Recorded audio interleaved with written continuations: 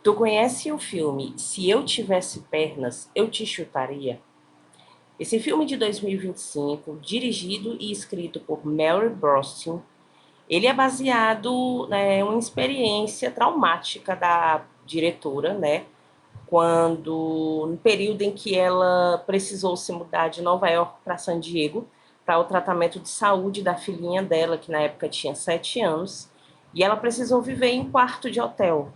E ela relatou, né, ter sentido um terror existencial e também uma exaustão profunda, né, durante esse período em que ela teve que ficar nesse quarto de hotel tratando aí da filhinha dela. Então ela pegou, né, toda essa experiência e levou para um roteiro do filme em que ela se utilizou do ambiente de confinamento do quarto de hotel para mostrar aí sobre a solidão, né, sobre o isolamento e sobre a exaustão da maternidade, principalmente quando se trata em cuidar de um filho doente, né, em que a mulher se sente ainda mais sozinha, né, mais deslocada. Tudo isso a gente acaba acompanhando aí no filme, né, quando a gente conhece a Linda, que é uma mulher que é mãe, né? Ela tem uma filhinha que está passando por um tratamento também, né? A filhinha dela está doente. No filme não mostra exatamente o que é a doença, mas dá a entender que seja algo relacionado a um distúrbio alimentar. E a Linda, ela vive aí no colapso, né, da vida dela, de tentar equilibrar a vida dela profissional, a vida dela pessoal. E quando o apartamento dela, né, acontece um acidente, o teto cede, né, o teto quebra, né, ela precisa se mudar aí para um motel e tudo isso, né, causa aumenta o caos que já é grande na vida da Linda e provoca um isolamento, um desgaste emocional muito grande. Tem também a questão do casamento dela, que é muito falho, né, da solidão dela, do deslocamento e da busca dela por resiliência. O filme, ele é cheio de simbologias, né? Eu vou explicar algumas aqui para vocês. E a gente deve frisar muito aí a atuação da Rose, né? Essa atriz maravilhosa aí, Rose Byrne, que ela fez a Linda e ela ganhou diversos prêmios, né? Ela foi até indicada ao Oscar na categoria Melhor Atriz, né? Não levou, mas abrilhantou aí. E a Rose dá vida nesse personagem, né? A todo momento você consegue sentir o caos, você consegue sentir a dor. Eu me lembro que quando eu assisti o filme, eu me senti extremamente sufocada, né? Eu lembro que eu estava assistindo com meu marido e eu falava o tempo todo para ele: meu Deus, que vida, né? Que sufoco, assim. Dá para você sentir que ela tá ali à beira de um colapso, né? Tá extremamente sufocada com aquilo tudo e não sabe como lidar, né? Se sente extremamente sozinha, aquela coisa da solidão. Toda mãe passa por isso em algum momento, né? Em se sentir sozinha, mesmo rodeada de pessoas. Né, a maternidade, infelizmente, dá isso pra gente. Eu não gosto dessa questão de romantizar a maternidade, né? Eu nunca gostei, porque a maternidade ela desgasta assim a gente, né? A gente passa praticamente a não ter muito tempo, né? Pelo menos quem não tem rede de apoio, né? Quem não é rico, quem não é milionário, né? A gente que precisa trabalhar, precisa cuidar da vida pessoal, precisa cuidar dos filhos e tudo mais, né? A gente, vida profissional é realmente uma vida muito desgastante. A gente vê tudo isso aí na Linda, né? Nesse personagem que ao mesmo tempo que a gente se compadece com ela, a gente fica extremamente preocupado, né? Com o que vai acontecer.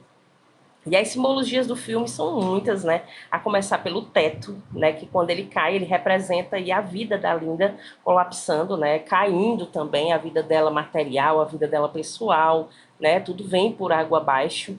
E tem também uma outra simbologia no teto, que a Linda, ela costuma ver planetas, né? Ela costuma ver algumas coisas dentro do buraco. E isso aí significa que aquilo ali funciona também como um buraco negro, né? Como algo que vai sugando aí a Linda aos poucos. Ele também representa alguns traumas do passado vivido pela Linda, né? E tem também a questão do título do filme, né? O título do filme, Se Eu Tivesse Pernas, Eu Te Chutaria, né? Ele remete ao sentimento da Linda, né, em relação ao mundo, que ela adoraria, né, poder chutar tudo aquilo por lá, poder, né, sair aí chutando tudo ao redor dela, mas infelizmente a Linda ela tem aí os compromissos com ela mesma, né, pessoais, a questão de viver em meio ao caos, mas ao mesmo tempo tem aquela preocupação de se eu fizer isso, eu não vou ser uma boa mãe, eu vou deixar minha filha sozinha. E aí ela se submete a tudo isso, como tantas mães, né? Eu sou mãe, eu já me vi nessa situação diversas vezes. Essa questão de eu ter que me isolar sempre, de eu ter que me eximir, de eu ter que me apagar, porque eu tenho um filho e eu preciso cuidar dele. Isso aconteceu muito quando ele era pequeno. Eu nunca tive rede de apoio, eu nunca tive ninguém para estar ficando com ele para nada, né? Eu sempre cuidei dele sozinha, né? Quando eu fiquei viúva e tudo mais. Eu casei de novo, né? Sou casada hoje em dia novamente, mas aí eu já casei quando meu filho já era grande, né? Já podia fazer muitas coisas sozinho por ele mesmo, né? Hoje em dia ele já tem 15 anos e já é um adolescente, já pode fazer muitas coisas na vida por ele sozinho, né? Mas quando ele era pequenininho foi tudo muito difícil, né? Eu me vi tendo que fazer mil coisas ao mesmo tempo, né? E ser mãe, e ser dona de casa, isso é tudo novo. E assim a gente vê na vida da Linda.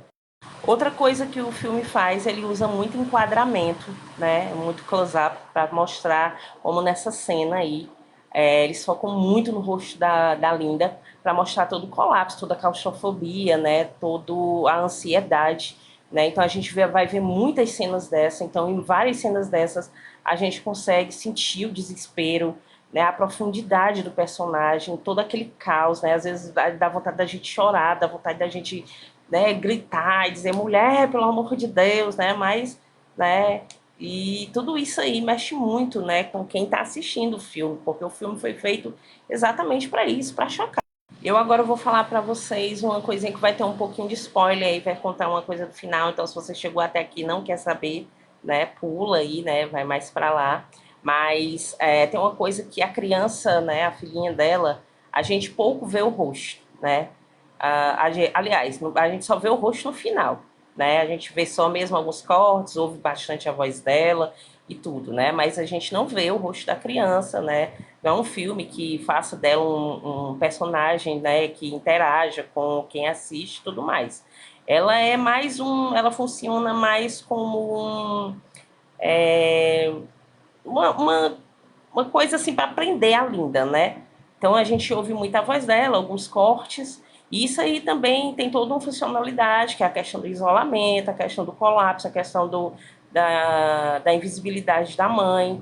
Tem também a questão do pai. O pai, ela só consegue, ela fala muitas vezes com ele só pelo telefone, né? A gente só ouve a voz do pai. E sempre aquelas conversas super cansativas, em que a Linda fica muito desgastada. Então, mostrando aí que ela não tem apoio nenhum, né? Ela tá muito assim, cansada. A gente só vai ver o rosto da criança lá pro finalzinho, quando finalmente troca-se, né? A Linda parece bem mais calma, como se aquele fardo fosse retirado dos ombros dela, né? Como se ela pudesse finalmente enxergar a filha dela de uma forma que ela sempre quis ver, né? Não como um fardo, mas como uma criança mesmo, né? Que ela sempre amou, a filha dela que ela tem um maior carinho e tudo mais, né? E agora ela pôde finalmente alcançar a resiliência dela. Contar um pouco sobre o filme, né?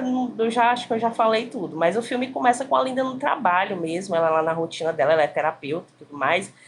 E ela é uma terapeuta em colapso, porque até ela precisa de terapia. Muitas vezes ela vai atrás de um amigo dela e tudo mais, né?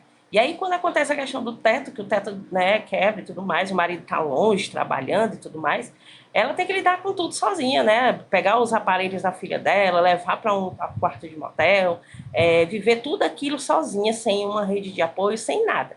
Então, assim, tudo se torna muito desgastante, muito pesado na vida dela, né? E é aí que todo o desandar do filme começa, né? Em cima dessa vida dela extremamente sufocante. E é mais uma dica aqui do canal para vocês. Se vocês gostarem, curtam, compartilhem. Sigam a gente nas redes sociais e até a próxima.